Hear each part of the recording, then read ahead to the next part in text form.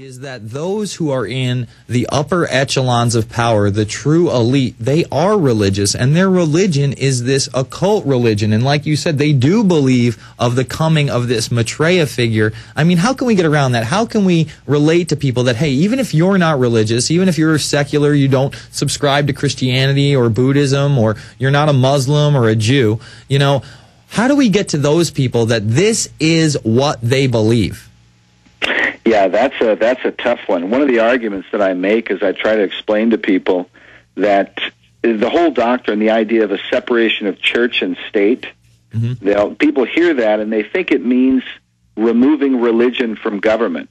And that's not what it means. What it means, if you study these societies, it means removing the church, i.e. Christianity, getting Christianity out of American government. But they want, like when you go into Washington, D.C., and you're seeing all of these god and goddess images and so on. I mean, these are all religious symbols. Yeah, it's including the goddess Persephone, which is on the top of the Capitol building. A lot of people don't even realize that. Right. You go out in front of the courthouse, they had this big deal in front of courthouses, right, getting rid of the Ten Commandments in front of the courthouse.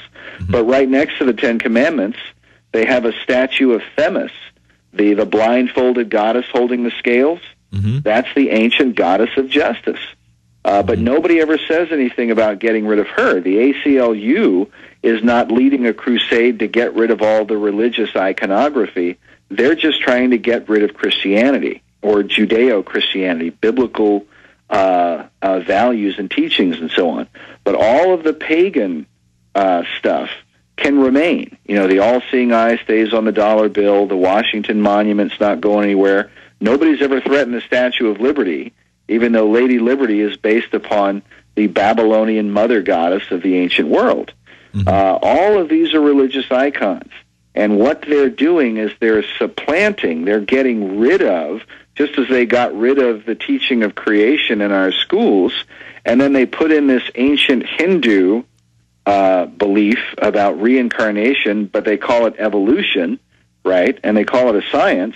And now that's what they're teaching in our schools. But evolutionary teaching doesn't have any scientific basis to it if you study it. It's all based in the ancient Hindu, Eastern mystical view about how, you know, man begins as a tadpole or something, comes back as a frog, comes back as a goat, a dog, etc., and so on. And he's continually evolving upward toward godhood. That's where all of this stuff goes. And it is really what they believe. And they believe this is the true religion of the universe, as it were. And that anything that you're taught in the Bible is a counterfeit, or that it's been misunderstood by Christianity, as it were. So that's the real enemy for them. Go ahead. No, I was going to say, you know, one of the things, just to support something that you guys talk a lot about, the idea of, you know, Alex Jones says it's not about left or right, and I couldn't agree more. One of the things that I often tell people, say about George Bush, who presents himself as a Christian, and then he goes off and he's bowing down to this owl god out there in the Bohemian Grove. If the left-wing media really hated Bush, if they hated Bush and they wanted to stop him from becoming president, all they would have had to do is just run a week-long story on the Bohemian Grove, that the Bush family's a part of it. They're bowing down to Buddhas and this 40-foot owl god of Molech, and there's no way evangelical Christians would have ever voted for George Bush. They would have never voted for him. And so, you know, the manipulation does happen on the left and on the right. And it's like Jesse Ventura says in that clip you guys have, that it's like professional wrestling. You know, they're putting on a show, but they're not telling you all the things that they could tell you. So it's, I feel bad for my fellow Christians in America, because I feel like they're often the ones who are being lied to and manipulated, because Christianity is, you know, 80% of the people in our country profess some form of Christianity. And so they often use Christianity in churches and so on to manipulate this agenda.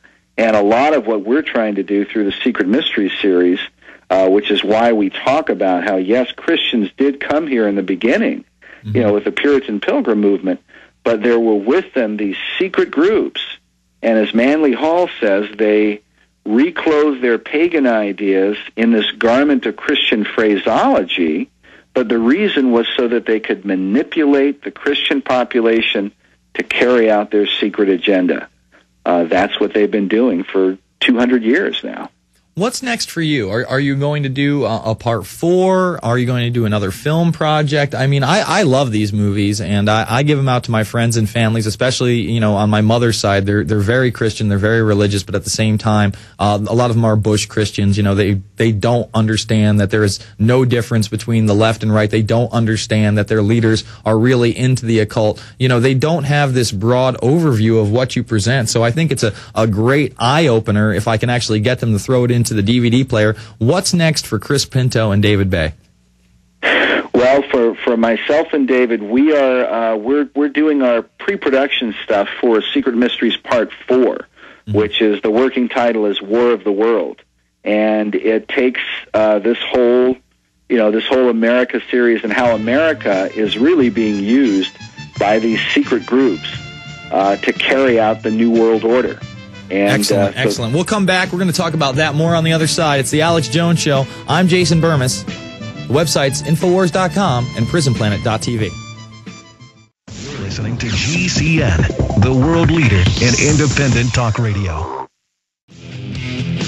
Folks, here I am wearing my Bohemian Grove trap skeet hat that somebody sent us, and next to me is the annal from 1987 to 1996, and if we zoom in on that, we had a caller yesterday, Chris, that was questioning how could Alex Jones possibly get into the Bohemian Grove, and he was insinuating that Alex was a member and it was all a conspiracy and blah, blah, blah, blah. The truth is, in the early 80s, they did do some mainline reporting on the Bohemian Grove, and we have those clips. They're going to be in my next film, Invisible Empire, which really goes over this globalist New World Order agenda. Tom Brokaw talking about it, ABC News talking about it. But in the annal, I want to just show this on the PrisonPlanet.tv really quick, and we'll zoom out from it to see what other characters are here. But you have a news reporter sitting here, and he's also a cartoonist. And he's drawing a picture, and if you missed this, if you're listening, go check it out on YouTube later. He's drawing... He's pretending he's doing the news, but there's the thought bubble behind him, and he's in a robe and he has a candle. He's a member of the Bohemian Grove, and he's basically talking to everybody. Zoom out a little further and let's see who our good friends are above him. Oh, look, it's Newt Gingrich and George W. Bush and George H.W. Bush, the very good Christian men. Unbelievable. You know, what do you say to those kind of critics that, you know, they think that everything's a conspiracy? They think because Alex was able to get into the Bohemian Grove, he must be a member or a Vatican assassin. I mean, to me, it's just ludicrous. But to the outsider looking in, how do you explain to him, how do you explain to them that's not what happened? Well, I would, we've dealt with some of those people as well. We had a woman call and accuse us of being controlled by radical Muslims and left a message on our machine because in our documentaries we hadn't mentioned Islam or something. I mean, some people do. I mean, I think Alex Jones and you guys, you do a great job because you're very careful to document the things that you're talking about, and we try to do the same thing in our films. And what ends up happening is you put aside a lot of your conspiracy theories. If you have a conspiracy theory about something and you go and investigate it, sometimes you're wrong. You know, sometimes you had an idea about something and it just wasn't the right idea. But I think that's why it's so careful to document your evidence. But those kind of accusations against Alex, I've seen them against my partner, David Bay. He's been openly accused of being a member of the Illuminati because we mentioned Sir Francis Bacon, and there was this whole conspiracy theory that went on about that. I think it just kind of comes with the territory, and so we encourage people to be careful, to prove all things, as the Bible says. You know, we're Christians, and we admonish people. The Bible also says, "Accuse no man falsely." So we try to refrain from that and just encourage people to seek the truth, and we try to present as much documentation as possible to convict people so that they would go and conduct their own investigation. Exactly. The proof is in the pudding, and we put this stuff out there. We source it, and we hope that people check out our source material. That's what this is about. When you talk about the pentagram in Riddles in Stone that's inlaid in the DC architecture, of course, with the open segment, you explain this is a Faustian process and out of one of his plays, correct? Absolutely, and we show that it's mentioned by a very high-ranking Mason, Goethe, the famous German writer, in Faust. And he's publishing this broken pentagram in Faust during the same time period that Pierre L'Enfant is doing the street design for Washington, D.C. Chris, thank you so much for joining us. The series is Secret Mysteries of America's Beginning, The New Atlantis, Riddles in Stone, Eye of the Phoenix, and look out for Part 4, hopefully in the coming months. They're in pre-production now, but I'm sure it's going to be another bang-up video. We'll be back after this. We've got Alan Watt for the full hour. We're going to be taking your calls in the second half hour. It's The Alex Jones Show. I'm Jason Bermas, PrisonPlanet.tv, Infowars.com.